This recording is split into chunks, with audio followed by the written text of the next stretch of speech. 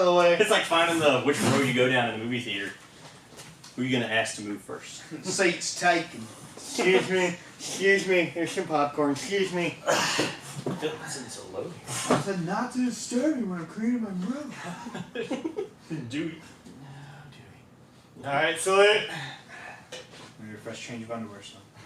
Alright, so what are we talking about first? Playoffs. Playoffs. Yeah. Are we All right. starting? Have we started? Yeah, they're recording. Welcome to Between Downs. Or welcome back to Between Downs. Welcome back to Between Downs. New year, new podcast. It's actually the same podcast. But, yeah. All right. Bringing in the year, Brett. Same hosts. We're back to our original spaces, so Yeah. sorry for the confusion if you're like used to people being in their right But spaces. if you like fake brick walls, this is the We got it. spot for you. We got it. This Thank you, is Forward Church. so beautiful. Yeah, shout out. Always look forward, don't look back. All right, so talking about the playoffs, week 18, stuff's getting tight, no pun intended. But, some surefires already, locked in. We'll start with the AFC first. Baltimore, clinch number 1 seed. Pretty much just a freebie game for them, fingers crossed at least. But other than that, everyone else still has something to play for these next 8 teams, whether it's reseeding and they've already clinched, looking for a higher seed, maybe that home playoff game, or looking to even get in. So we'll start out with Miami. Pretty simple. We're in. Win, you're in, but win, get the division, earn yourself most likely the 2 seed, Mm-hmm. and that's at least 2 home playoff games right there. Well, if we Or- win, we get it. If Buffalo wins, they get it. Yeah. That's what it's down to. But if you lose, you're most likely going to be the 6th seed, going on the road, playing Kansas City, because I think they pretty much locked up number 3 for the most part. So that's probably what's going to be entailed there. And then Kansas City, they pretty much got 3rd seed locked up. A few things might come in if Miami loses. I think they have the conference record over Buffalo, so I think they may squeak into the 2 seed, but we'll see what happens. Cleveland, they already locked up 5th seed. They're going to play whoever wins the AFC South. That is already determined, so nothing to worry about them. Now it gets to the nitty-gritty.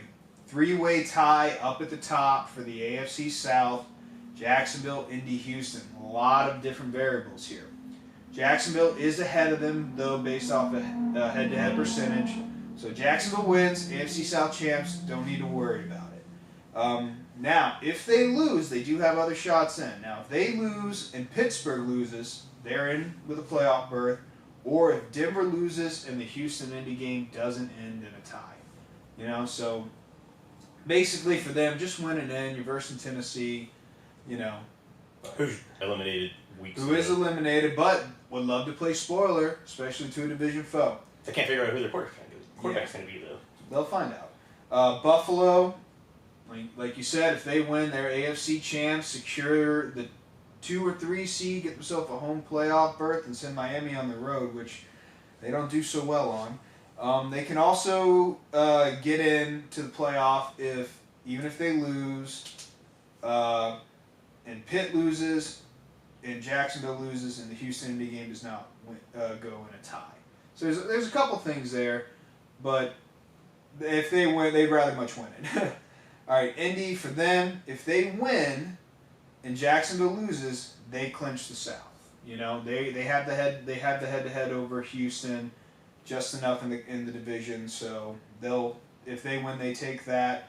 Other than that, if they lose, their season's done. There's no other special flips for them to work it at. Houston, same as Indy. Win, you're in for the champs. If not, they can also clinch a berth with a win, a Jacksonville loss, and a Pittsburgh loss. So they have a few options there. And then finally, the one I'm most, privy to and important. If Pitt wins and Buffalo loses, they're in. If Pitt wins and Jacksonville loses, they're in. And then also a couple tie-win scenarios. And also, even if Pitt loses, if Jacksonville loses, Denver wins, and Houston and Indy's not in a tie, they still squeak in. So there's a lot of stuff happening right then and there. And, it feels like, I feel like one of these later teams, Indy, Houston, Pitt, are going to squeak in, just based off one of these other weird combinations. Like we said, Baltimore, Miami, Kansas City, Cleveland, Buffalo already locked it, or Baltimore, Miami, Kansas City, and Cleveland already locked in. 4 spots already done. They're just fighting for seeding. Everyone else is just fighting for that spot. I hope it comes down to Sunday night for you. It'd be impressive, but we do have the first game. You'd be borrowing that Ray Finkel jersey so you wear something Miami. I will. And then for the NFC, it's a little bit of a clearer picture for the most part. 49ers clinch the bye. They're already through, resting starters. Don't even have to worry about it. Dallas, simple. They win, they clinch the division and the 2nd seed, or if Philly loses, which they've been doing a lot of lately.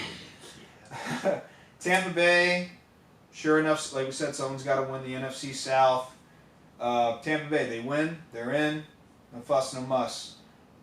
Philly, if they win and Dallas loses, they clinch the division, but they've already locked up the playoff berth, so they're pretty much set. Then it gets down to fighting for those last couple seeds. Green Bay, if they win, they're in. Done. They make the playoffs, which is shocking, depending on, halfway through the year. I didn't even think they were going to come close.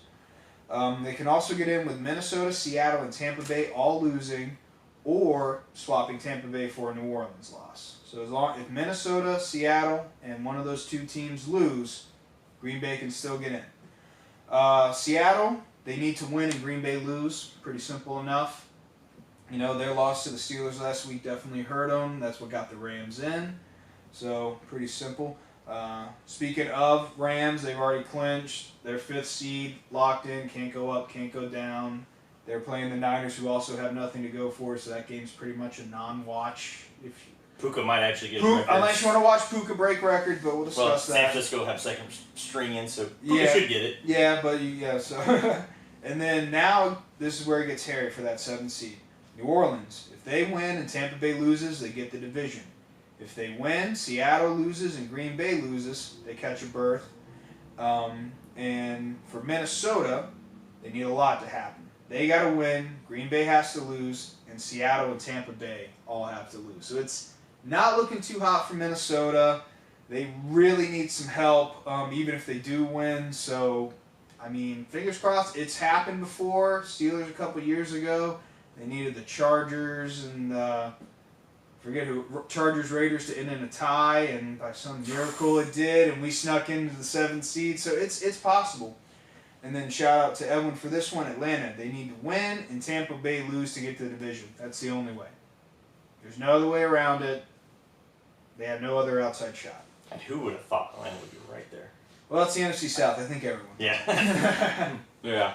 I hate to be the guy that works for the NFL that has to come up with these scenarios or do all the math. So they have a computer. It's right there. I know, but still, it's somebody who programs it. Yeah. Still. So now that we know the scenarios, we can get into the games about what's happening. So first game of the week, both Saturday games. It's the Thursday night flex, it's the Monday night flex for the national championship. So Pitt, Baltimore. Baltimore just announced Lamar Jackson is sitting. They don't know if a few others are going to be sitting. Most likely they will be. And Pitt, like I said, Pitt's fighting for the playoffs. Mason's been dubbed the starter. So, and he's been playing hot, and we want to get into the playoffs. Because I think if we get in the playoffs, we got a shot to, upset some teams. So I'm going to take Pitt on it because I really want them in the playoff, and we'll see what happens. You think you're going to upset the teams? Yeah, I think we will. I would think that Pittsburgh should win if Baltimore's pretty much sitting most of their starters, but Huntley likes playing with a chip on his shoulder.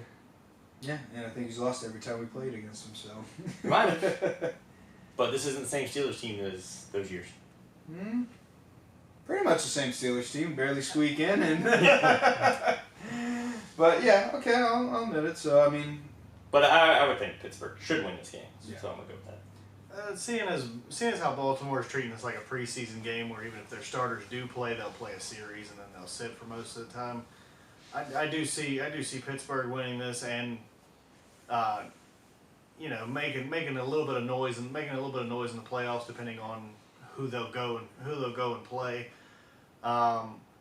It's rare that you get to see a team ride the hot quarterback. Usually they go right back to the starter right when he gets healthy. But Rudolph's done pretty well. I'd like to see, if he can build off that, or if that's just a couple game kind of fling kind of thing. Yeah, I mean, if he comes in, starts out hot, wins another game, we magically get in the playoffs, and let's just say upset one team, Steelers have some decisions in the offseason on whether or not they go with Mason forward. We'll see, though. The next big game, Houston-Indy, a lot of complications here. The winner, whoever loses, they're basically done. Don't even bother showing up. Winner, they're hoping for Jacksonville to lose. It's a tough call for me, but C.J. Stroud's back, playing strong. I think everyone's healthy on that Houston side, and D'Amico Ryan's just a crazy defensive head coach. So I think he's going to scheme up against Indy and Jonathan Taylor's running, and so I got to go with Houston on this one. Yeah, I think C.J. Stroud's playing good enough now that he's back from the injury. Nico's back. I think Noah Brown's been completely back for a couple games now, so yeah, I think that offense is going to be too much. I think it's going to be an offensive fight though. I don't think the defenses are going to be overly showing. I think it's going to be a quarterback battle, and I take the rookie. Okay. There's one thing I will not do, and I will not bet against a quality mustache. And Gardner Minshew has a quality mustache. I think he leads the Colts to the win. I think I'm going with Mustache Mania Minshew right here. That a new thing? Probably not, but it's taking too long to say. All right. Mustache See Minshew. what happens. Probably the most exciting 1 o'clock game is it Sunday night? What? Buffalo, Miami? Yeah, it's Sunday night. You got flexed to Sunday night. It got flexed. There Flex. we go. Flex City. Buffalo going to Miami. We all know what happened in, I believe it was like week 4 or 5. Miami went to Buffalo, just pretty much got stomped on. It wasn't even like they were a team.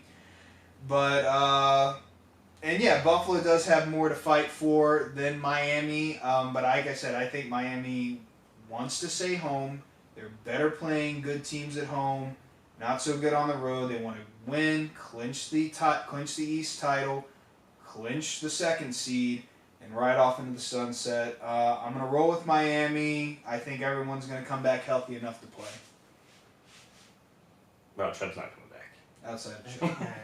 Howard's not coming back. Oh, No, it's not coming back. He's not coming back. Jalen Whatever. Hurts not He's coming already back either. They've already deemed him out. That's so. all right. So as much as it pains me to say it, I don't think Miami's going to win this. I want them to. Don't get me wrong, but with the defensive injuries and with those key injuries, I think that's going to hurt us because I mean, as soon as Howard went out in Baltimore, the whole game changed. I mean, I think I want to say pretty much every touchdown happened on the right side of the defense.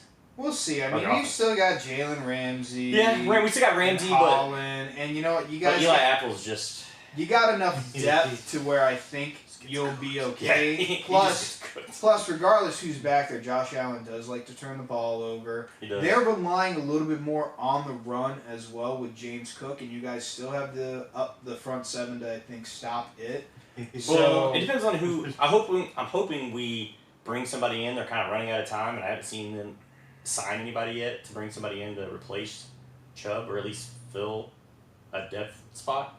Mhm. So, but with Sealer and Wilkins, I mean that takes away the inside game, and I mean Emmanuel Ogbah's got to step up. Van Ginkel's been good, but I think you still need one more person. Fantastic. I And think we had you'll Pierre get it. Paul, but Yeah, we let yeah. him go. We can just bring him back again. We I let him mean, yeah, you let him. I mean, I think, yeah, he knows the offense. Bring him back. He just signed Melvin Ingram as go. well. Yeah, we got so running back, and he you knows got- the defense. you got some veteran pass rushers. I think it's enough, especially against Josh Allen. Even though they've been playing hot, they get hot based off the run, and you guys know how to stop the run. So Yeah, we're pretty good against the run because I think even Baltimore they killed us in passing. That's where they beat us. Yeah. So, but well, Lamar was Pat's dad too. Cody, what do you Yeah. think? Well, Buffalo only uses James Cook for 80 yards of the field. Once they get inside the 20, they pull him out and use strictly either Josh Allen or Latavius Murray. yeah. Shout out to my fantasy team that struggled all year because of that. Did you start him against Dallas? I started against everybody, and yeah, because he broke a couple for 20 yards. They were just like, whoa, if he gets in the red zone, we got to pull him out. It was like, what if I score from 26? And it was like, that's fine, you can do that. It's like, as soon as you go down, though, you're coming up. Was it Varsity Blues? It seemed like it. It was kind of funny because I told Corey last week, like I was like, He's like, who's going to get 2 touchdowns? I said, Josh Allen. He said, not passing. And I was like, I didn't mean passing either. I was like, he's going to get the 1-yard rushing touchdown. Sure enough, Well, I 2. believe he has 5 games in a row with a passing and rushing touchdown. Yeah, he got 2 of them last week. Well, another season of 40 total touchdowns is 4th in a row. I mean, he's definitely hot. So, but yeah, what do you think though? I think Buffalo takes it. I think with all the injuries on the Miami side, is Waddle playing? Waddle is questionable, Yeah, but he's I think questionable. he's gonna. They're gonna play. I haven't seen that he's not yet, but I also haven't seen that they've announced that he's So not from the yet. looks of it, the only mainstay that might not be playing from the offensive side is probably Raheem Mostert. Yeah. I think Achi's going to come back. Tua's going to play. But Achane wide did- receivers. Achane played well. That's against what I Baltimore think. That's the defense. only reason why I'm giving him a chance. I think that Yeah. offense can still outscore Buffalo. And they've already played him once. They're playing at home. They play great at home. And yeah, so that's why I'm rolling with them. I just think it'll be difficult. I mean, I am more on the To line stop- too to stop for Buffalo. you know Miami to win, but regardless, okay, I get it. Bucks Panthers, pretty simple. Bucks win, they're in, and they could not have had more of a layup than the Panthers right here, right now. Yeah, I mean, whoever wrote the schedule really knew what was happening. So, I mean, you pretty much, I would say, guarantee the Bucks win the division. So New Orleans and Tepper Atlanta. throwing a drink on the fan. Yep. Bucks are gonna be throwing all night. And he only got fined Defense. $300,000. Yeah. They were talking on the radio this morning. They said that's the equivalent to somebody who makes $60,000 a year getting fined 88 cents. Yeah, it's like pennies to him. It's Yeah, crazy. I'm like, when they said that, I'm like, he's worth like $24 billion. Personally, for me, I would have took away a draft pick, but shit, they already lost their first round. If I was the guy who threw the drink at, I would have stood up and walked towards it so it hit me harder. I'd been like, I'm gonna sue you. Well, if Yeah, I'm- he'll sue him regardless. I mean, if I'm that guy, fall break. Like I said, I'm sure every blinded lawyer- by the ice. I'm sure every lawyer That there, ice could have scratched his Called that cornea. guy. Yeah, I'm like- you know, He's there's, like, there's a lot of and options. you're gonna settle, and that guy's gonna get paid without stepping into court. Oh yeah. But anyways, Bucks Panthers. I think we all pretty much know. Yeah. Bucks. Baker. It's kind of funny when the only highlight of your team is your owner throwing a drink at a Drinking fan. Is I very mean, it good. was what 26-0. Yeah. Yeah, it was not fun. It was. And then they were talking about the commentator apparently when Bryce Young threw that last interception with like 4 minutes left in the game, and they called that the game sealer. I'm like, they were down 26-0, weren't they? Yeah, 4 minutes the, away. the final nail in the coffin. the game sealed at opening kickoff. Yeah. And Coin then, toss. It was like, it doesn't matter. The average was. Patrick Kenny won the coin toss. so moving on, Minnesota and Detroit. Minnesota's fighting for a playoff spot. You know, they went on that kind of bad 2-game loss streak. One recently to Detroit. I don't see anything changing. I think Detroit's gonna, they're gonna play. They already got their seed locked up. They can't go for the 2 seed, so they're pretty much locked in at number 3. I was gonna say, are they gonna? I haven't seen that they're gonna bench anybody, but they can't go. I up don't or down. think. I don't think so. I don't think. see Dan Campbell benching anybody. Yeah, Dan Yeah. Campbell's not gonna be. He wants his team ready and stacked. Are they gonna play a little bit more conservative? Maybe don't do any big plays. Run the ball a lot more. Don't try to stretch the field. Just get out of there with, without anyone getting hurt. So I'm gonna roll with Detroit. It's in Detroit, and they pretty much handed them a nice loss 2 weeks ago. So I think this is a tough one because, in one, I could see Dan Campbell not benching anybody, but at the same time, if things start to get a little hairy, I could see him pulling some people. And if Minnesota would pick a quarterback and stick with him, I don't think they'd have been in this predicament to begin with. Rotate every series. Who Yeah, cares? it blows my mind that they every quarter try to rotate figure it quarterbacks out. because of turnovers, but when you look at it, it's like Dobbs was 8 for 8, I think, 8 touchdowns, 8 interceptions. Yeah. 4 interceptions in one game. Mullins- Two that weren't his fault. Yeah, now Mullins threw for 400 yards. Yeah, he had 4 interceptions, but he threw for over 400 yards. Yeah. And then what was the guy that just played last week? What was his name? Jaron Hall. Yeah. Hall. And he was like at one point like 0 for 10 with 2 interceptions or something like that. And I'm like, It wasn't pretty. and then he so- said at halftime, he was like, "Oh, you expect a guy like that to start off like that?" And I'm like, "No, you don't." Yeah. So, but yeah, I mean, I think Nick Mullins is supposed to be starting in this game, but We'll find out. if Detroit starts everybody and they don't bench him, I'm gonna go Detroit. But if things get a little hairy and they pull him, I could see Minnesota pulling it out. I think they barely will pull it out because it seems like they're struggling against themselves. But yeah, I'm gonna go Detroit. You know, it's tough to bet against Dan Campbell. You know, his answers to yes or no questions are "Let's go," because he's intense. But yeah, I'm gonna go with Detroit on this one. Nice. All right. Atlanta, New Orleans, two teams fighting to get that division crown. If by some miracle Tampa Bay loses to the Panthers. And New Orleans still actually no, that's pretty much it. I feel like it's kind of a don't matter game just because of who Tampa Bay is playing. What time is that game at? I have no clue. Are they at the same time? Like Tampa Bay and Carolina playing at the same time. I believe so. They are playing at the same time. Oh, that makes it so interesting. someone's going to be scoreboard watching, whoever ends first. But like I said, I think both those teams kind of have writing on the wall that Panthers are just so bad that there's no way Tampa Bay should lose. I'll go with New Orleans just so Atlanta can have a better draft pick and maybe shore up some more spots. Maybe go up and grab a QB. So New Orleans. Yeah, I think I'm gonna go New Orleans as well. For some reason, they've been playing better towards the end of the season. I wouldn't say great, but they're playing better. And Atlanta they did lose to Carolina. They can't seem to figure it out. Granted, it was a rain game, but if you look at it, their running backs are way better than Carolina's. They have probably one of the better squads in the division. The only issue is They don't have a quarterback. They have the worst quarterback in the division. Yeah. I think I go New Orleans on this as well. I always said never bet against a good mustache, and I usually didn't bet against a good mustache because Arthur Smith had a pretty good mustache, but he shaved it off. Ooh. So Atlanta, you're dead to me. As long as you ride with Arthur Smith now with his shaven mustache, you're dead to me. New Orleans. All right. Sorry, Another one that I'm particularly going to be interested in for Sunday, Jags, Tennessee. Jacksonville, they win, they're in. Tennessee already eliminated, but they probably want to play spoiler, like we said. Trevor Lawrence is still up in the air. He's been hurt. And when he's hurt, they just have not been playing pretty well. Now, granted, they beat Carolina 26-0, but to be honest, for probably 3/4 of that game, it was pretty sloppy. And you can get away with that with a team like Carolina. Tennessee, they've proven that they can beat good teams if they have the quarterback in.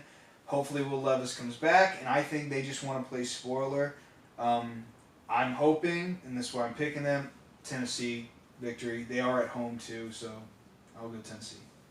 Yeah, I think it comes down like you said, if Trevor Lawrence doesn't play, which I think he'll do everything in his power. He'll play. It's more like I think last week was how healthy is. Yeah, I think last week was they knew he didn't have to play for them to win, so they're like just rest. And but yeah, I don't know. This is a tough one, but I'm gonna say Jacksonville pulls it out.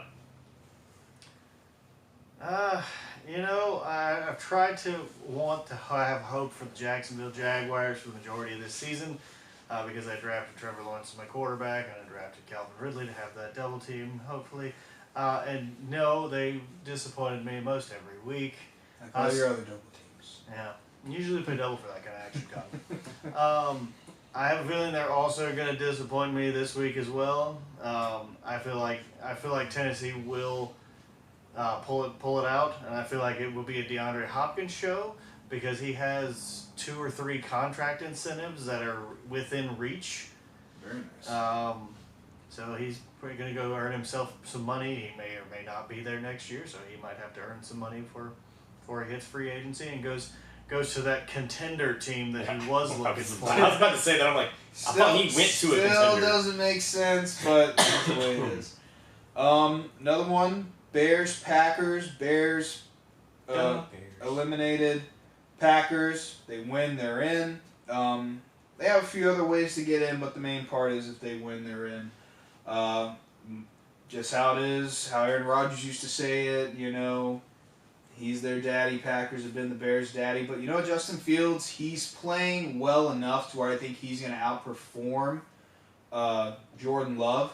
And once again, that Packers defense is still trash, and I think he's going to have enough offense to outscore him, and they have a better defense on that side of the ball. So I'm going to roll with Chicago, actually. Yeah, I was going to say the Bears too. I think Fields and DJ Moore have been a dynamic duo. And I think Fields has outproven himself. So that way, next year, they are like, you don't need a quarterback. You have Justin Fields. And he can play when you actually give him someone to throw to. And he's actually healthy. I mean, since he's come back from his injury, he's been lights out. And he's not running for his life. Yeah, exactly. That's like, I mean, they still need offensive line help. Yeah. But, I mean, Fields has proven that he can start. And if they move on from him, I think there's plenty of other teams who see that in him and would take a gamble on him. I like Atlanta. Yeah. I can see them taking a gamble on someone like that. They have 2 other running backs. Why not add another running back at quarterback? We'll see. Now, Aaron Rodgers was the daddy when he was there, but he's not there anymore. He's still. I mean, he's still their daddy because he's Aaron Rodgers. The greatness of Aaron Rodgers continues. Green Bay fans love to still talk about Aaron Rodgers. They probably still talk about Brett Favre. We can go ahead and have that debate sometime with Brett Favre, Aaron Rodgers, if we want to. We'll bring my aunt in. Let's don't do that. Either way, I'm Is it your gonna, mom's twin? no. Oh. I'm gonna go with Chicago on this one. Bears. Just because I don't like the Packers. No real actual reason behind that. Just I don't like them. I like it. Yeah. All right. Seattle, Arizona. Arizona already eliminated Seattle. Doing what they can to fight. They need to win and Green Bay lose. I think it will happen for them. Like I said, Bears should beat Packers. So I'm going to say Seattle beats Arizona and they secure a playoff spot. Yeah, I think Seattle takes care of business. Arizona has played spoiler a couple times this year, surprisingly, but I think Seattle. I think they get it done. I believe in the little fella. I think Kyler Murray will lead the Arizona Cardinals to a victory and play spoiler over the Seahawks. We got 2 birds going against each other, and with 1 stone, Kyler Murray's going to kill both their playoff chances. All right, there we go. These next 2 games, while there are some seeding implications and divisional prowess happening, I think they're pretty cut and dry. Philly at the Giants. Even though Philly has been losing, they've been doing well in the division for the most part. I'm going to say they win. And then Dallas at Washington pretty much speaks for itself. I'm going to say Dallas as well. So Dallas will win the division, take the 2nd seed. Philly shot themselves in the foot last week with the loss versus Arizona. So, and they've already clinched. So, like they said, Dallas and Philly, they'll both win their respective matchups. I think Washington's going to play spoiler. If Sam Howell gets to play, I mean, they benched him last week, and then for some reason, he became the starter because what's his name ended up being hurt. And Jacoby got hurt. Jacoby got hurt. That's how it works. And Dallas hasn't been playing great lately. They got lucky against Detroit. Total botch call, which we'll get to later, but they should have lost that game. I mean, against us, they didn't play all that great either. But the problem is you're comparing Detroit's offense and Miami's Detroit's offense to Washington's offense. No, I think it's more the defense is where you're getting, because I think Washington's offense can be just as good as the others if Sam Howell's there. And he doesn't throw interceptions against Yeah, sacks. don't get me 6 times wrong. a game. Yeah, but he can still put up numbers, and it's just that Dallas thing. They can't find a way to get things done when they need to. We'll see. But I'd like to say just to see him. And the other game, Philly, New York. Philly's already got a spot locked up, so they might not even play anybody, but they're fighting for a number 2 seed. I think they beat the Giants though. I think they beat the Giants. So. With Howell putting up numbers, that essentially just makes you Phillip Rivers. And like Phillip Rivers, you're going to lose. No, he won in the regular season. Sure. So I'm going to go with Dallas on that one. And as for the Eagles Giants, you're not playing my boy. You're not playing old Tommy Cutlets. And that's upsetting. So Who's starting for them? you're going to lose. Tyrod Taylor. That's right. That being the case, you're gonna lose. Because Philadelphia needs a bounce back game, and I feel like they're gonna have that Right before playoff, yeah. right before playoffs. A decent game to look okay as a team, because you haven't been looking great, so you need something to at least keep Sirianni's job in case you should have been in the playoffs. We'll see. These next 5 games literally doesn't really matter. It's either teams that have already locked playoff spots and can't reseed, or teams that are just already out. So we'll probably go through pretty quick. Browns, Cincy. Flacco's not starting. I think they're still going to give him his $75K for the check. I would. He clinched the playoffs and got you in anyways, so give him the extra $75K. I'll go Cincinnati just because. What about you? Should be quick. Yeah, Cincinnati, I think. Dog pound. Okay, all right. Next one, Jets, New England. Bottom of the barrel in the AFC East. I don't know. Bill's gonna fight to the very end, and like I said, if he is kicked out, I think he wants to really screw New England with their draft pick status. So I will go with New England, and I think, like I said, the Jets, they would like to maybe lose, get a little bit of a higher pick, draft a better tackle to protect Aaron next year. So I'll go New England. Yeah, I'm going to go New England. They already announced that Wilson's going to be benched, and that's supposedly going to be the end of Wilson in New York. So I'm going to go New England. Bet against Billy. On Billy Belichick. Nice. Kansas City Chargers, like I said, I think Kansas wins and a few other things happen. They can maybe jump into the 2 seed. But, yeah, for the most part, they're versus the Chargers, who are pretty much out. Head coach fired, playing with backups, everybody. Yeah, what, 9 wins? 10. Yeah. Yeah. Crazy. So, yeah, I'll roll with Kansas City. Should just be a nice little tune-up game for them, keep them warm for the divisional round, or the wild card. Sorry. Yeah, I think Kansas City wins. About to say you really thought on Yeah, that I one. I was like, do they take the chance? But I don't think there's a chance for them getting no 2 seed. I really don't. But I think Kansas City will still win. Because I think if Buffalo wins and we lose, Buffalo has the head-to-head against them, I believe, in the division, and they'll be tied in record. So I think they get. The 2 seed comes down to our game, I believe. I don't think there's any other Well, way we'll around see. it. But I'm not 100%. But I still think Kansas City will probably beat them. I'm gonna go with the Chefs. All right. Vegas, Denver, 2 teams, both eliminated. Really, the only, I guess, caveat for here would be, is Jared Stidham going to be the future? Maybe he has a great game. They sign him like how Seattle did to Matt Flynn a few years back. Yeah. shout out to Matt. What a name drop. Yeah, I know. Jeez. Really throwing it out there. I'll go with Denver. Just cause Just picking. Let me flip a coin. they real got quick. the home field, so I'll give it to Denver. Home field, schmome field. Raiders. I mean, we're not letting Russ cook anymore. I mean, he's cooking, but it's in his own kitchen at home, like not near us. Yeah, let's go with just because they got home field. It's tough to play at Mile High. We'll see how they do. But I think Stidham will do okay. I don't know if he's the answer. And then again, he could be the absolute answer, and Sean Payton still not agree with it. We just kind of watched Find something out. similar happen. It's not Drew Brees. he Russ doesn't wasn't know. playing bad, and they were just like, no, we give up on Yeah, I still didn't understand the benching, but Yeah, it happens. And then last but not least, Niners, Rams. Both teams have already locked up their spots. No one can go up, no one can go down. Brock Purdy already sitting. I think CMC is also going to sit. I mean, if I'm the Niners, you just sit every everybody. starter because you know how you are when your team is injured. So I would just sit everybody. I think Rams might do the same. I'll say the Niners still because I still think they're going to play hard-nosed defense.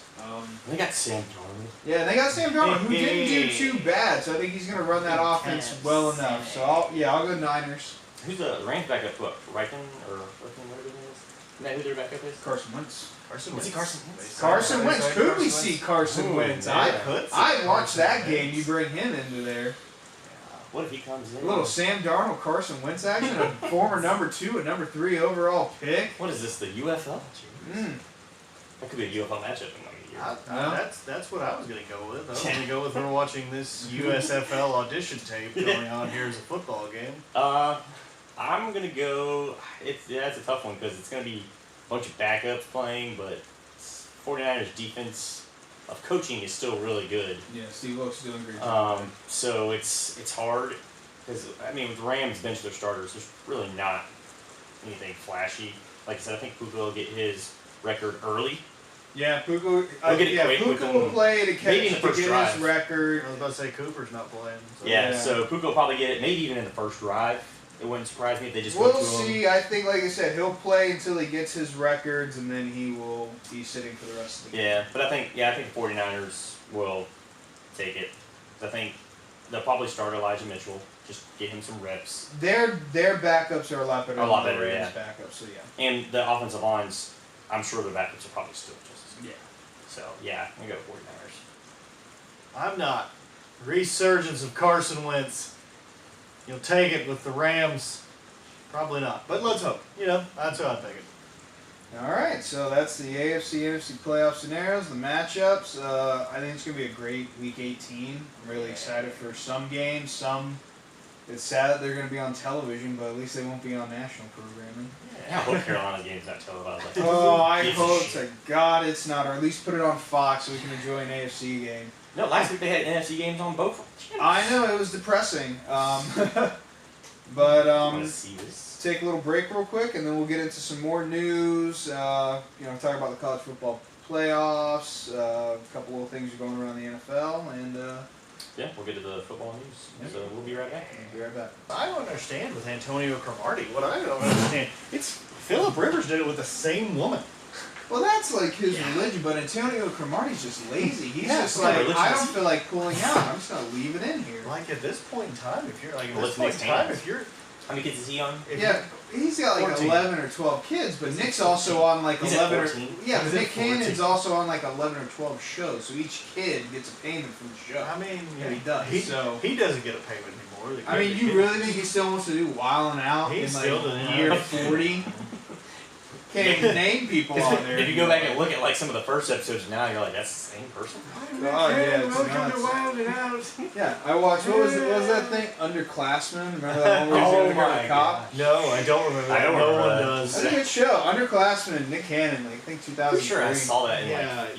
Oh, I've watched. Hey, you getting on me? You saw it in theaters. You paid good money. I just stole the DVD from Blockbuster. It wasn't good money at that time. It's Movies were cheap at that time. It's not like now. I'm just $5 matinee. At that time, I also went and watched Eurotrip twice in theater. Whoa, Hey, you're that's just a, good. that's a great movie. That's, No, that's a national treasure. Watched it twice. I had to sneak in Jeez. both times.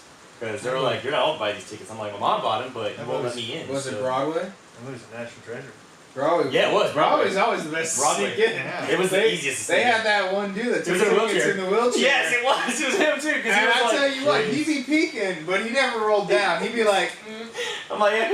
what am I gonna do? I think the first time we, it was Starsky and Hutch we bought tickets for, and we just went and watched that. We did, like, eventually watch Starsky and Hutch, but we snuck into Eurotrip the first time, and the second time, I can't remember what movie we bought tickets to. Some off-the-wall movie at the time. Well, the only trouble But- is you had to make sure you had the right numbers, because if your trip was shown in like theater 9, you bought theater 2, you had to go left. Good luck Yeah. sneaking by him. Yeah, that was. I mean, what's he gonna do? Chase you down? No, but he'll at least say something. He's gonna turn his head like, up. you never know. He could have been carrying a taser. You don't know.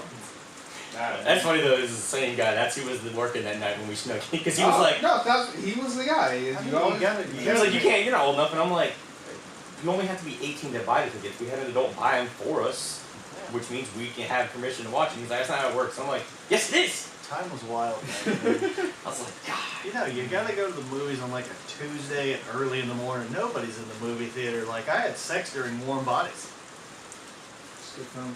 It is. Yeah. I only watched half of it. Actually, I watched the whole thing. If Is you've that been one to about the the chair zombie in that front of comes you. back to life or something? Yeah. Yeah. It's not bad. It's that dude that's starring like that. Yeah, I don't know his name, but he's in a bunch of things. Yeah, that was, He played X-Men. whoever the film operator was got to do a show that day because he was just sitting there watching. It was like, I remember checking over my shoulder and be like, oh shit, there is somebody up there. Yeah, they had people operating. Whoops. Anyways, Hi, here we go. Back. Yeah, we're to back. Between Downs. We're back to Rashard Mendenhall's nightmare. Three Hey, white would you look at guys. that? There's camera. Three white guys talking about what he does for a living. Well, not anymore. Not anymore. Now he writes poems. Does he like poems? Yeah. And criticizes white people on Twitter. Exactly. Who do you think buys poems, man? That's Who do you think? whites. Who do you think bought your jersey? That's a two. Not me.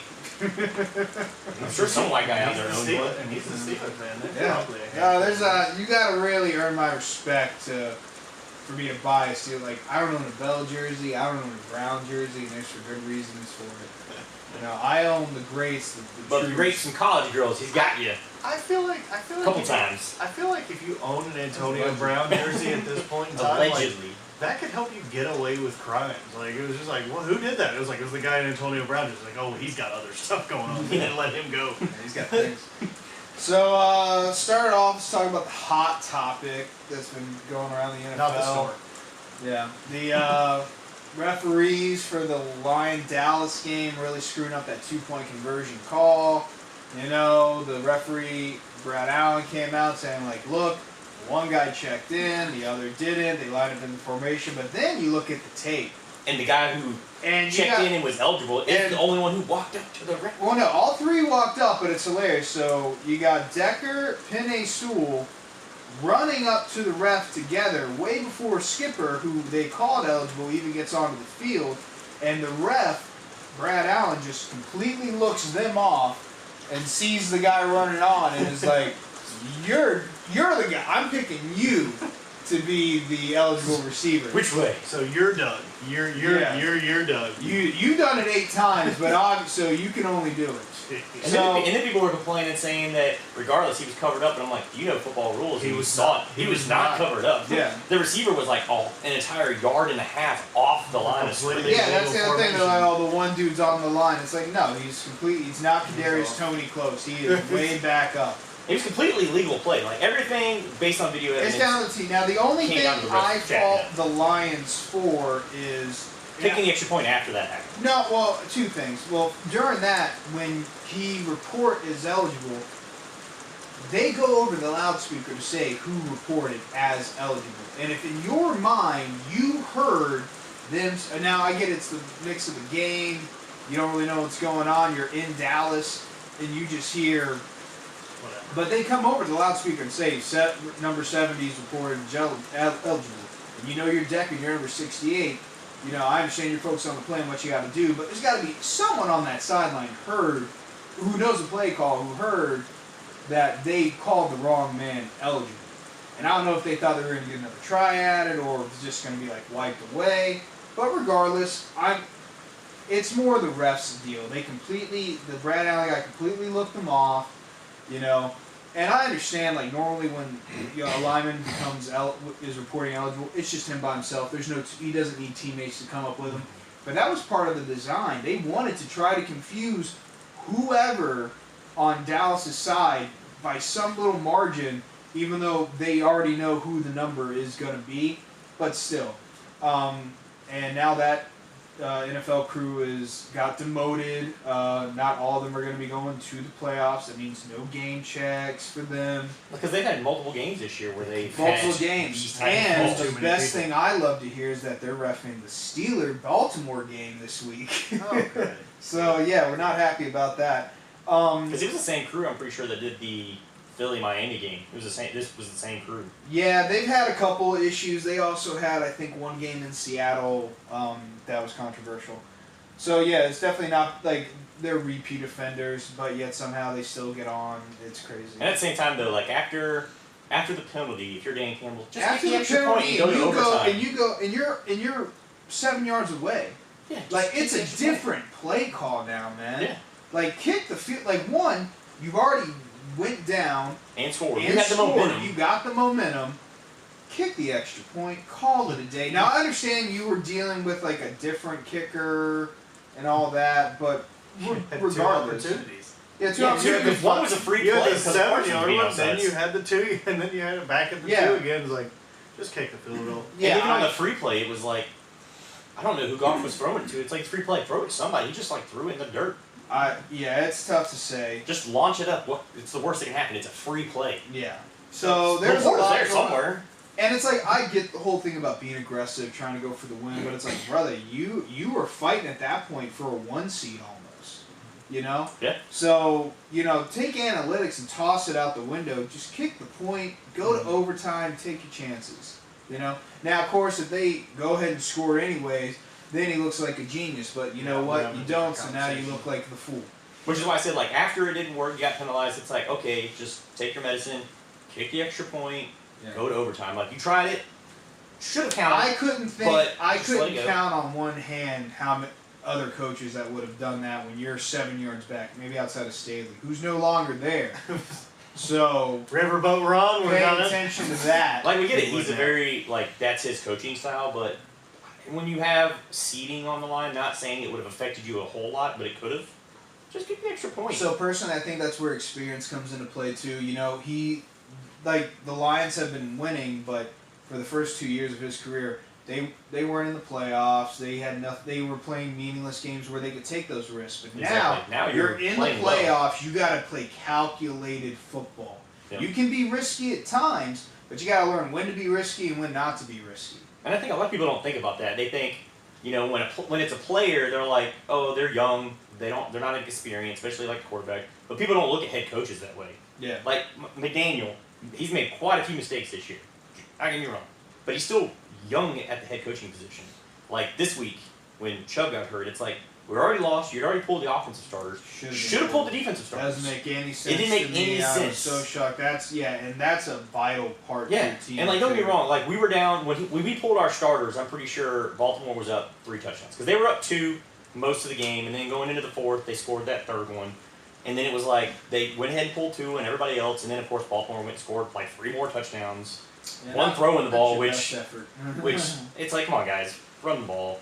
Like Well, I I get it, also but, think they were stat pad too. well, it was Huntley that really threw it. give It wasn't that- Lamar, Well, yeah. but Yeah. Lamar got the one that put up the 3 touchdown lead. I was like 2 touchdowns, I get it, go for it, because we come back on you. You never last know. year. But by 3 more. 3 touchdowns But when you're by before 3 into the fourth, and it's not like the start of the fourth. It's Yeah, in the middle. it's like, I mean, don't get me wrong, it's like, I've never been a fan of that even at the high school or college level. I mean, college is different, you see them on the score, but as someone, we coached Little League, it's like, if we were up by 3 touchdowns in the fourth quarter, we're going to put players in who don't get to play much. Yeah. That's what we're going to do, and we're not going to throw the ball. It's like, come on, guys, it's like, and I used to like Harbaugh as a coach. It's like Antonio Pierce in the Raider game after hearing what he said at halftime where they were up, 42-3 at halftime? Yeah. And he apparently said that he wanted the team to put the throttle down and not let up. It's like, you're up 42-3. Well, him's a little different. He's trying to fight for a coaching job. I mean, at that point, he pretty much already had it. He got the job pretty much in that game, and instead they lost it in that game. Well, regardless, he might not have it next He year. might not, but- So he's auditioning. It's a lot different. But also, you want your... It's like how it is, like... I forget who said it. It's like, it's not our job to stop our offense. Who was that? Yeah. That was Belichick. That was Belichick. Belichick. It's not our job... Belichick said it's not our job to stop our offense. Yeah, but once a team pulls their starters, because it's like, with That- Denver, y'all but tried hey- your starters in, but we pulled... But you we know pulled our what? starters. That's the perfect time to try some stuff that you didn't, that you were maybe trying to work out for the playoffs. So it's like, I see If your yeses starters and were in, I can see that, but it was if I backups. see yeses and I see, well, you got to see what you got going on, especially if someone gets hurt too. So you got to make sure that these backups who have to come in if someone gets hurt, like how J.K. Dobbins been hurt, Mitchell been hurt, Andrews been hurt, you got to hope that these backups know your plays and can run your plays and run them at least against a decent defense, which you guys still have your starters in. So I understand leaving them in, but yeah, Miami, yeah, that was a injury that could have been avoided. They should have avoided it. But like I said, Mike Daniels is young, but there are some coaches that just don't change tendencies either. Like Mike McCarthy, still very horrible at clock management. You know, it's shocking. He had that issue in Green Bay. He's taking it down to Dallas. I mean, in Dallas, he's got to ask Jerry Jones for permission before he does anything. So Not when he's coaching. So, yeah, like I said, it's interesting. It's controversial. Dan Campbell definitely should have just kicked it, take your chances in OT. But, you know, it is what it is, and now they're pretty much just chilling and getting ready for the playoffs. Yeah, so if you're in the Steelers and Raiders game and you have to report yourself as eligible, have a brief life story skit for the referees. Just be like, hi, my name's number 58, it's Blake Snell, I went to Iowa University, I'm wearing number 58, this number 5858, thank you. And then just walk off, because they Either didn't... that or just have a big sign. I was gonna say, just wear a sign that says "I'm eligible." I'm eligible. Just stop and share it with 3 different referees, so that way you can be like, no, I told all 3 of you that Yeah. I was eligible. At this point, you gotta figure it out. Some more stuff, just a little tidbit news for all the Jets people. Dalvin Cook released. There's a mutual parting. Dalvin wasn't getting utilized, and Dalvin wants to sign with a contender. You know, try to squeak it onto a playoff team. Do I think he'll get signed? I believe so. A few teams that I think could use him and might. Baltimore for sure. You know, they got the bye week. They're resting people. You could sign him, and you know what? He'll have a couple weeks to learn the offense. You've already lost Dobbins. Gus Edwards is, you know, he's basically just your goal line back, and you're going to run Justice Hill into the ground. With Dalvin Cook, you kind of got that receiving aspect for Lamar, which I think he would enjoy. That one makes a lot of sense. Dallas as well. Tony Pollard's been a shell of himself. He's, you know, not been the back that everyone wanted, especially in fantasy. And Dowdle hasn't quite stepped up. Dowdle, he has his moments, yeah. but Dalvin Cook is a step above. Yeah. And then another one I like just because I think a little family reunion up in Buffalo with his brother. You know, he's used to already backing up. Might as well just join the fam and see what's going on there. And then my last one. Get some goal line carries. Miami. The James. Yeah, and then I think Miami maybe could use him. You know, Raheem Moser getting hurt, Achane, he hasn't exactly been, you know, a pillar of health either. And he was rumored to even be going down there this past off season. So it's like, you know, bring him in for some depth. He can still play enough time to learn the offense if something happens. Yeah, because if Moser doesn't play, like we talked about earlier, Wilson's the only one that's experienced because Achane's still a rookie. Chris Brooks still a rookie, so it's like you bring experience. But another team that I just thought of that I could see just for depth because we found out when their starting running back got hurt, they were playing running back carousel would be the Rams because they brought in. I mean, they were bringing off people from their practice squad. And granted, they were getting the job done, but like with Kyron Williams, you bring in someone like Dalvin Cook, that's a change of pace.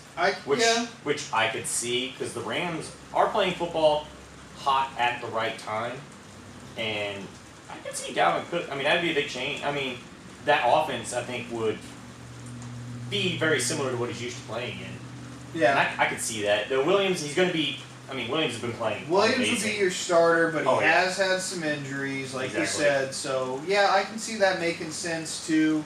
But, I mean, I've thought about them, but I was thinking more about teams that have an actual shot to go on a run for the Super Bowl that need a run, that could use an extra running back at depth. Are the Rams playing good football? Yeah. Do I think they can pull an upset on a team? Possibly. Are they going to win the Super Bowl? Not a chance. I think the only team in the NFC that I don't see the Rams being able to beat would be 49ers. All the other teams I think are open. I think the NFC other than 49ers is just open. Like, there's no one that really stands out. That might be where I would see Dalvin going. The Rams would be to the 49ers. Because if anything happened to CMC, you go with Elijah Mitchell. Not real sure what all he can do. He's good. He's a good serviceable backup. He came in with McCaffrey went out, but a pretty good game. I mean, Mitchell, if you're looking for a team that can make a run and one that you could say San Francisco. Just get you a ring. Yeah, just Kevin Durant. Just sign in. Just go and go get you a ring. Call it a day. Yeah, it makes sense, but just go for $5. Like I said, CMC. You got CMC, Elijah Mitchell. I forget who the third back is. Oh, it's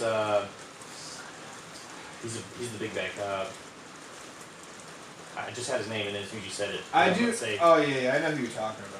He's like, but the Ravens do like to sign. The Ravens love to sign backs. They got Melvin Gordon right now. They've had Le'Veon from time to time. Yeah, and I just think like Dalvin brings that extra element.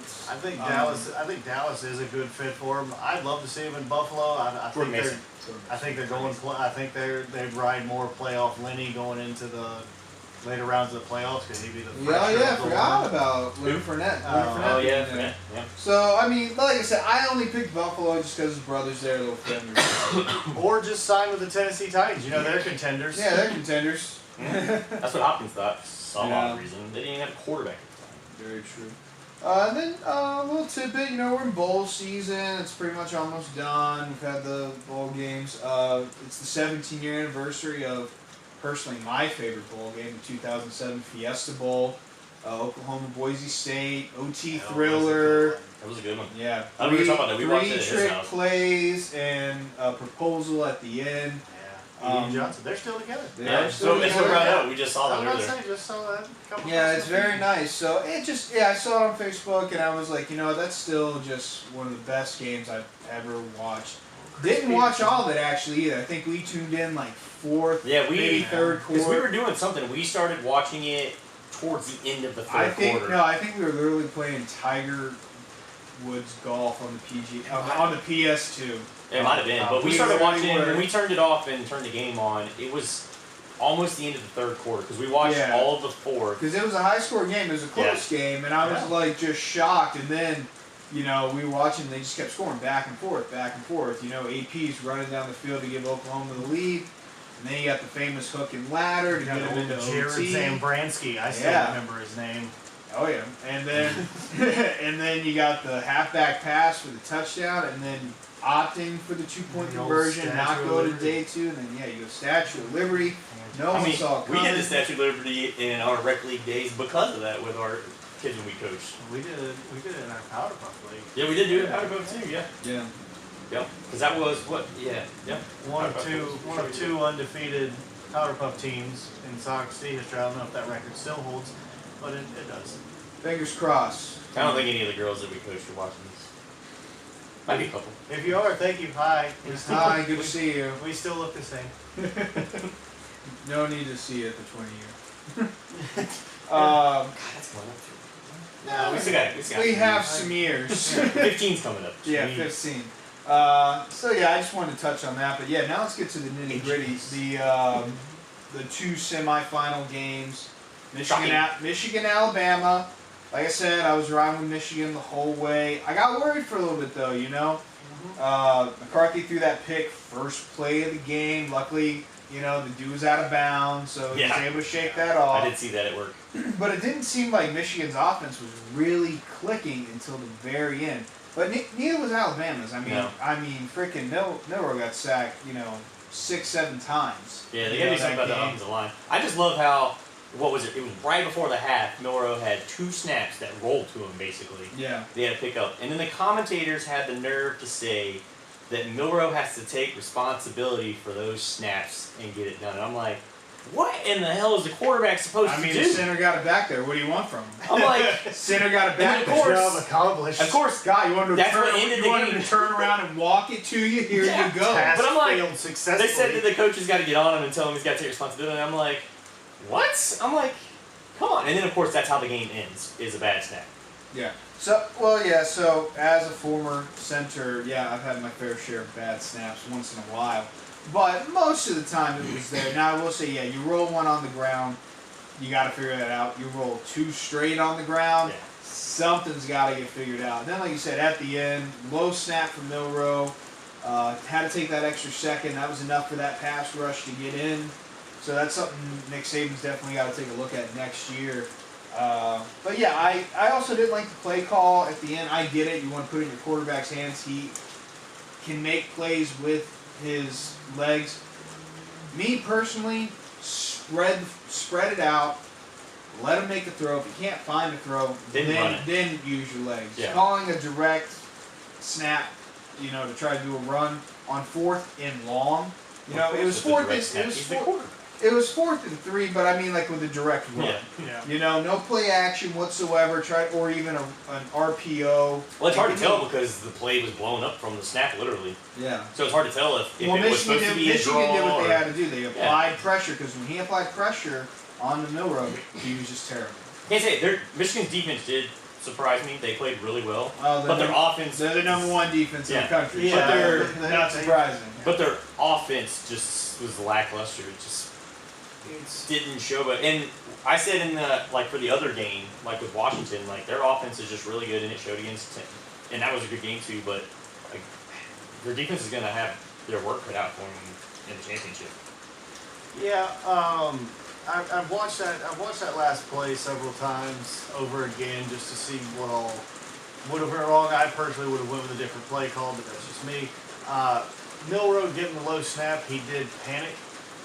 because his line was there. He just had to get and make that cut to the left because he had a guard pull that was going to lead the way for him, but he didn't follow behind him. He just went straight because he got low snap. He felt low snap, and that's where the age and experience comes in. It's one of those.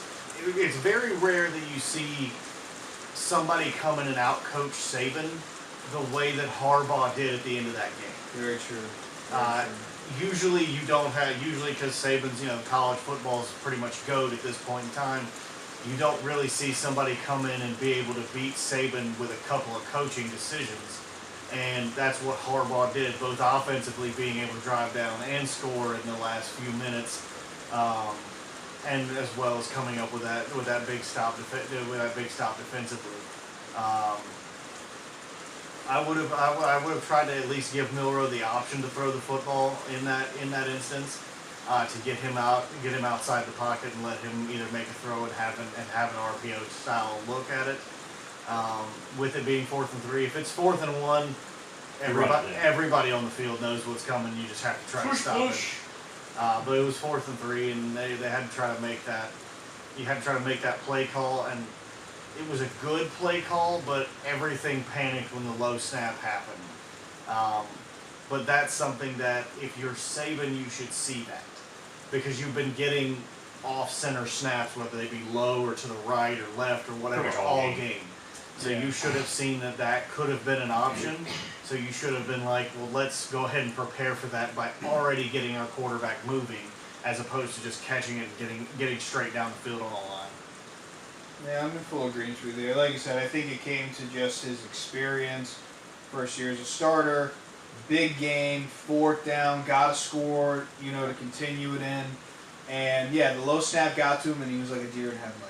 It happens. He'll learn from it. Can't say that I would have done much different in the same situation. I would even have probably panicked as well. Before they even got to that point in overtime, the defense allowed Michigan to go right down the field and score. Well, that's the point I was going to get at. Michigan finally ran the offense that's been winning them games all year. Lean on the run, lean on the run, lean on the run. Don't lean on the quarterback. The quarterback can make the throws, and when you do but he needs to make them timely. You just throw him out of the backfield, because I think both of Corn's touchdowns were him coming out of the backfield. He was wide open every single time. The second one in OT to break the record was the run. Yeah. But like I said, 2 plays, 25 yards, both Blake Corum runs. He did what he was supposed to do. But up until then, I think he finished the game with 82 yards. 25 came in OT. So it feels like they abandoned the run because Alabama was kind of going down, scoring a little bit. They held the lead, so they were getting worried. So they relied on J.J. McCarthy a little bit too much, and he just kind of didn't play as well as he should have. But the defense stepped up, did what it was supposed to do, won them the game. And they're going to definitely have to do that versus Washington, because Washington was playing lights out offensive-wise. And they have one of the best offensive lines. They do have one of the best offensive lines, but the reason why Washington played... the reason why Washington played so great is that, one, Texas secondary has been garbage all year. People have been able to throw the ball all over Texas. They just haven't been able to run, which Washington doesn't really do that much. Plus, their running back hurt his foot. He's had a lingering foot injury, so I understand that. But yeah, Penix, he was dropping balls in a basket. He could have walked them in and placed them in the hands. He was doing that great. Definitely making some, big NFL-type throws, which I think bumped his draft stock up tremendously. But Texas played pretty well at the end. I mean, they were playing from behind the whole game. Somehow, Downton was able to get that sequence going in and then had a shot to go win it. Drove all the way down. They had that big catch from Wellington or something like that, the dude with the dreads. He just went up, high pointed the ball, grabbed it in, gave him a shot from 20 yards in. I didn't like the last sequence, though, that they did. Sarkisian, he's known as an offensive mind, and he kind of lost me on a couple of the plays. And then I think it was also Quinn Ewers, getting a little antsy himself. So on 1st and 10, you got 15 seconds left, and you do a pitch to the running back, and he loses a yard. Why are you running the ball with 15 seconds? It doesn't make sense. You're losing your shot to throw to the end zone. and that's what counts. You need a touchdown. Him getting 2 yards doesn't do anything for you. And then the 2nd and 10, Quinn Ewers, no one's open, just chucks it out of bounds. If you're a quarterback and you know you only got a couple of tries at this end zone or you lose the game, you got to put something in the end zone. If it gets intercepted, it gets intercepted, but give your guys a chance. Or at least throw it out the back of the end zone. Oh, he threw it almost in the stands. It was bad. And then 3rd and 10, Washington defense, they called the perfect play for it. Got the pass rush off, and Quinn, he just had to roll out and just dump it. That's all he could do. And they're lucky that he had a second left. That the game should have been over right there. But they gave him a second. So, you're sitting there, 4th and 11. You know what you got to do. And Sarkisian drew up a decent of enough play. He had Mitchell on the outside, one-on-one coverage versus, their cornerback. And they got some decent corners. I didn't like the ball by Ewers. It was more inside than it should have been, and it was a little high. Now, I understand you want your receiver to high point the ball, but Mitchell's, so in length.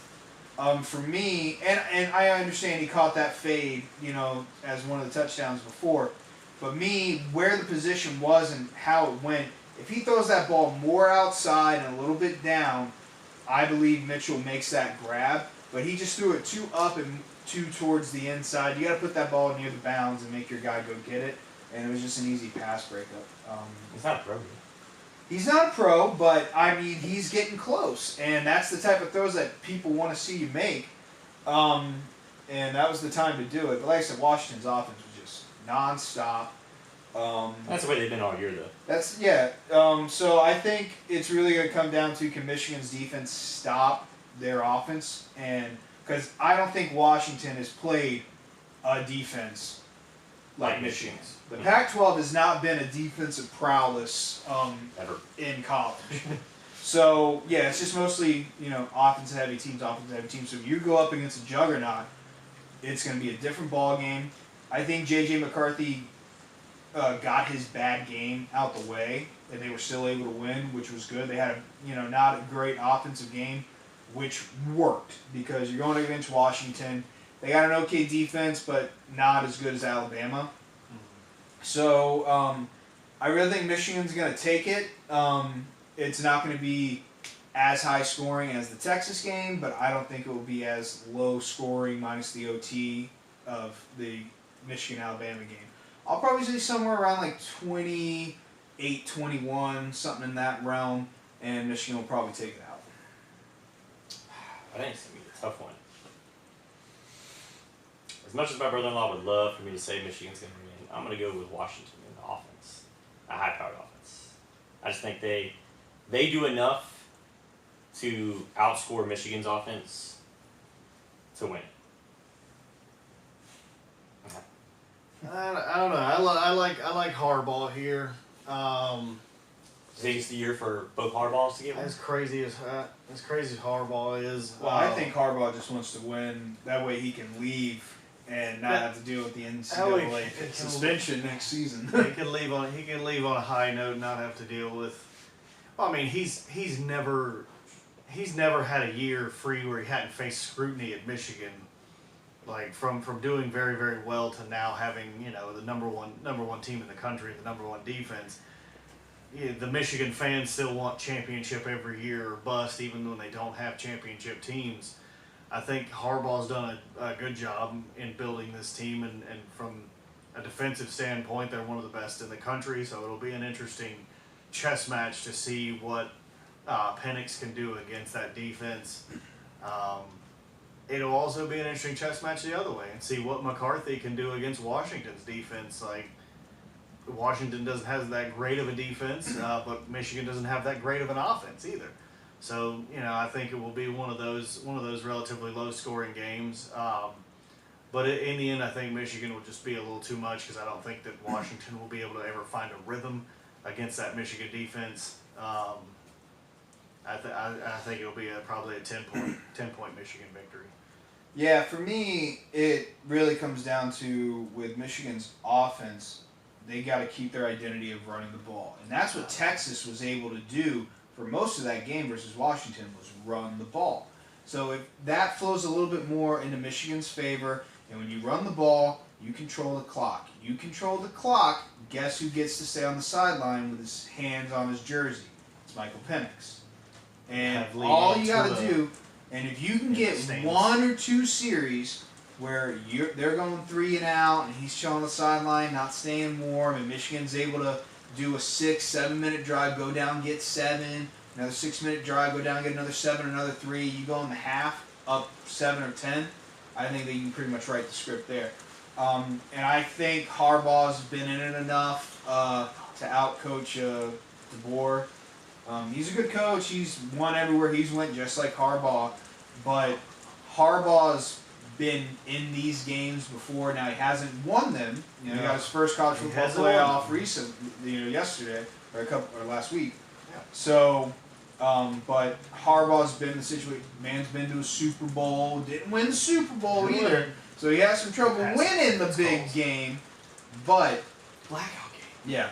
So he's had some trouble winning the big game, but he's been in the big moments, and I think that's going to play a big factor too coming into this down the stretch. Just need Leanne Tui in the stands, just calling down Harbaugh, run the dang ball. Just have that. Yeah. Other than that, not much else. We're gonna talk about Florida State stuff. Oh yeah, we can talk about Florida State real quick. For all you Florida State fans that For were all you upset. Florida State. Now I understand the whole situation. They had, you know, They had like 25 players. 25 players opt out. Almost all of them starters. Would you want to play Upperclassmen. Georgia too? No, What? I definitely didn't want to see. Okay. I definitely didn't want to see Florida Atlantic Well, the play thing is, Georgia State. I 'cause Georgia get- didn't have that many players play either. Well, they still had a good bit of their starters. They had their starting running backs. They had their starting receivers. Bowers didn't play, but Beck played. I would say it's tough because I understand why the Florida players opt out. It was kind of like their FU to the NCAA. It's like, we're going to take one of your big bowl games that you want people to watch every Make year, it awful. and we're going to make it one of the worst things to watch since the national championship last season with TCU. Because that's what you want. That's what you thought we were going Which to is the do. reason why So they we're didn't gonna do let it in you the have first it. Yeah. Now, do I think if they have all their starters in, they win? No, of course not. But I also don't think they fully embarrass themselves to place. 60. to a 60-point spread. And you gotta. I mean, Georgia. It's tough to say like, oh, you know, you should have definitely put us in the playoffs because we just beat your number 5 team in the country by 60. You're playing a B squad. Yeah. I still think the best 4 teams were in based off of the games we had that were tremendous. I loved both the playoff games. Yeah. So But with the way that Michigan and Alabama played, I think Georgia probably would have won. With the way that they played in those games, 'cause neither one played their best football. here's the It was deal. a sloppy game. for It most. was a sloppy game, but you would have, again, it would have just been a big defensive matchup. Now, do And I'm I? not saying Georgia deserved to be in. I mean, they lost. It was one of those where next year, Next year, there's there's still not going going to to be be an people who issue. complain that their team didn't get in. There's But still There gonna will, be but that. you're not going to be upset that Yeah. the 13th ranked team in the country didn't Didn't make get it in. because they Yeah. totally had championship hopes. Yeah. It's like, no, get out of town. And I've said this before. I think next year, we know they're just going to take the top 12. I think they should take, if you're in the top 10, you're in. Top 4, get their bye or whatever. And I think those other 2 teams should be 2 teams that are outside the top 10 but are, undefeated. Like, who was it? Was James Madison undefeated this year going into their bowl game?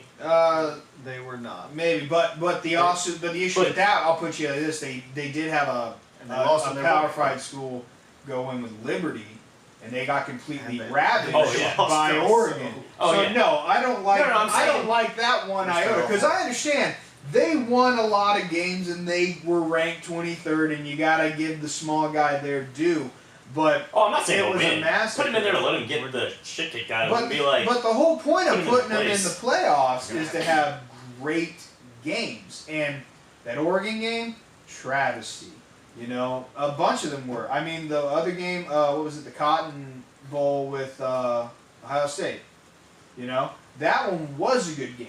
You know, they ended up beating. I mean, it was a great game because Ohio State lost. Yeah, Ohio State lost. That's always good. It's always good when a Buckeye fan is. Yeah, so I enjoyed that, and you had closer games, you know, like Penn State, Ole Miss, even though it didn't work out for Penn State. Still, like, those games were worth watching.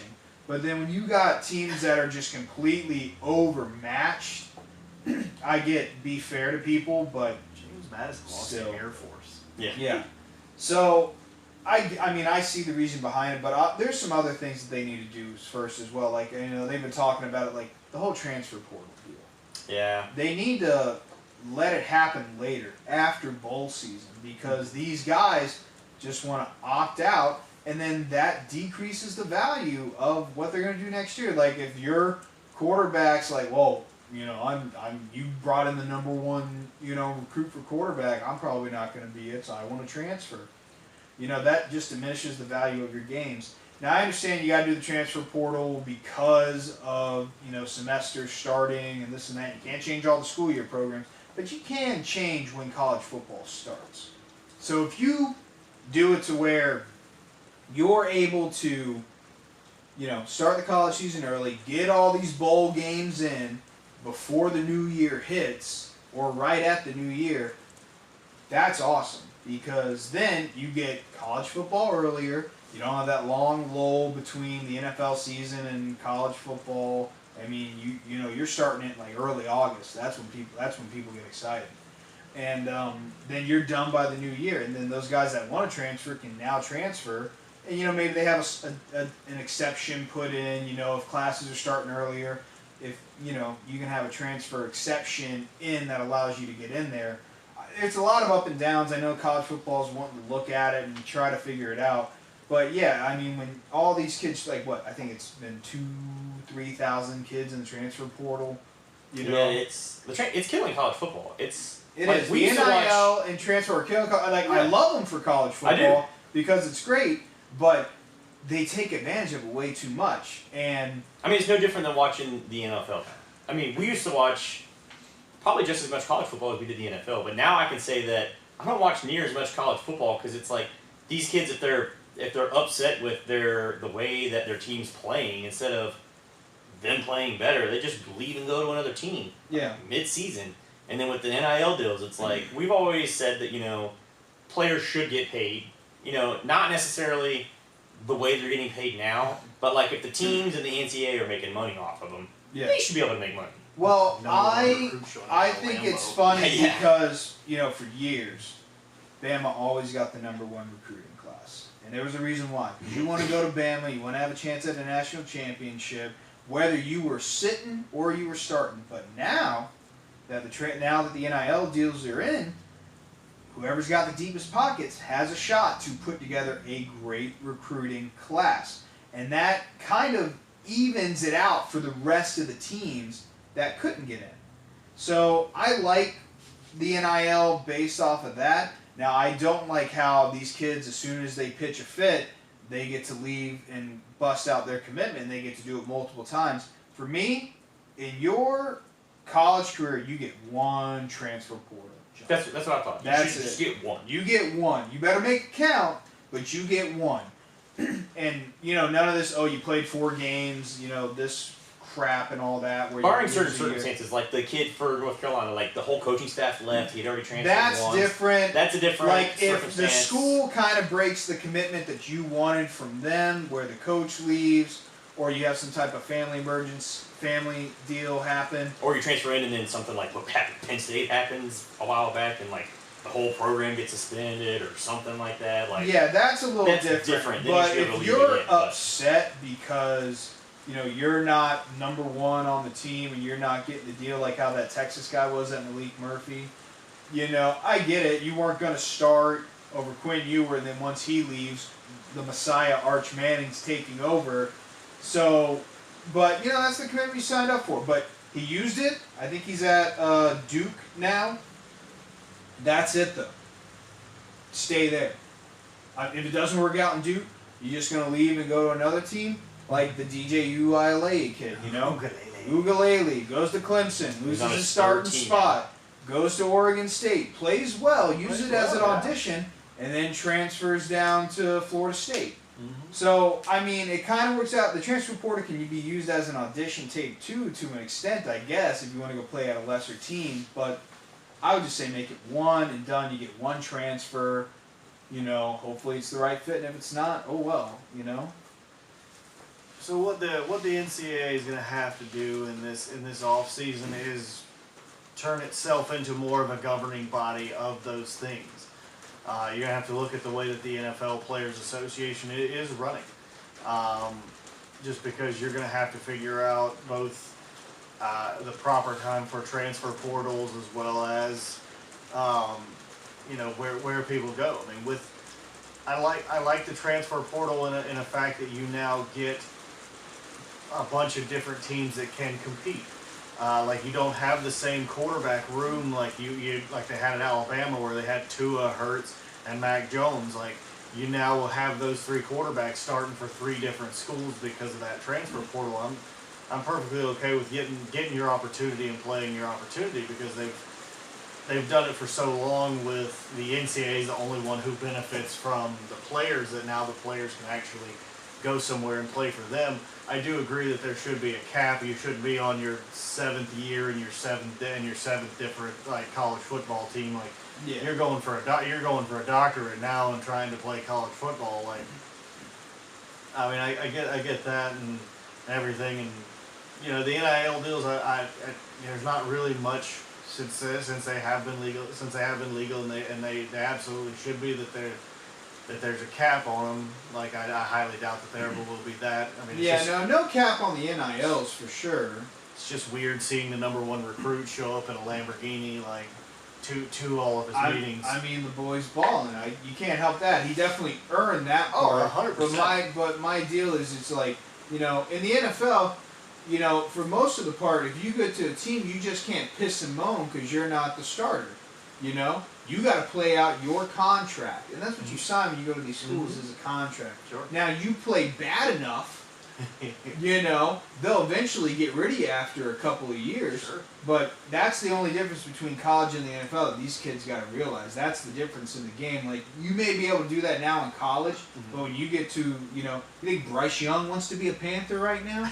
Hell no. I don't think anybody wants to be a Panther right now. You know? CJ Stroud smiling year to year thinking, thank God I didn't go there. Because you know what? I've already earned myself a nice fat contract coming up. Because I guarantee you, once the 2-3 years pass him, he might even just get his extension signed without them going for 4th, 5th year pickup maybe. Which is like with Caleb Williams, where he thinks he really has a choice. Like, he might have a little bit with the way he's acting, but if a team wants to draft you, they'll draft him. Now I know he says, well, I can just go back to school and make just as much money. I'm like, that's perfectly fine. You can also go back to school and tear your ACL and never be the same again. And plus, once you commit to the draft, there's no going back. You can Jake Locker it. You can go back and not perform very well. Actually, you you can technically take your name out of the draft as long as you don't sign an agent. Mm-hmm. So, but odds are he's probably already signed one. He knows what's happening. Yeah. You know your draft stock. And like I said, it's been up and down because that quarterback selection for the draft has just been up and down. Normally, Caleb Williams is the number one guy. Drake May right there. But Jalen Daniels has been moving up slots. J.J. McCarthy moves up. You know. Michael Penix. I didn't even think Caleb Williams was that great for all the hype that he got. I mean, it's more not about because the team he was with, like he was playing at USC, horrible defense. So you got to expect him to score like 50 points a game in order to win. And he didn't have like the same star-studded crew that he had like a year ago. Hackett came in and threw 6 touchdowns. I'm not saying anything in that regard, but How many games did Caleb Williams had where he threw for that many touchdowns? I don't know. More probably at Oklahoma than USC. Yeah, but it's his intangibles. You know, he's got the body that the people want. Can make the throws, apparently. He has that ability to run and extend plays, which, you know, the past few, like how Lamar's MVP, you know, I'm not saying he's Lamar Jackson by any means, but he has that ability to extend plays and make magic happen, and that's what teams are hoping for. But yeah, who knows? Like I said, they're going to be going to pro days. They're going to be getting him in the interviews. I think that's really where he's going to win or lose, is in the interview portion. Because, you know, the media can spin stories how they want, say this and that, saying like, oh, you know, he wants to own part of the team that he's on, or he's not going to play for this team if you don't like it. Here's the teams that need to draft me if anyone else doesn't.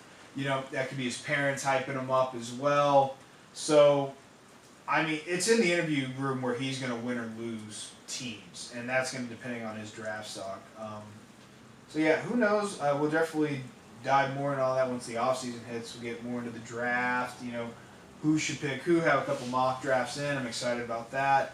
So yeah, definitely more to come. But for now, you know, we got the national championship next Monday. We got, you know, week 18, and then we got NFL playoff football. Get to discuss that next week. Super excited about that. And yeah, new year, same football, same talk, same between the downs. Starting the new year off right. Yeah. It's going to be an interesting weekend. Playoff implication football and college championship. Can't really ask for much more. It's good, but yeah, we'll see you next week. Pepper needs new shorts.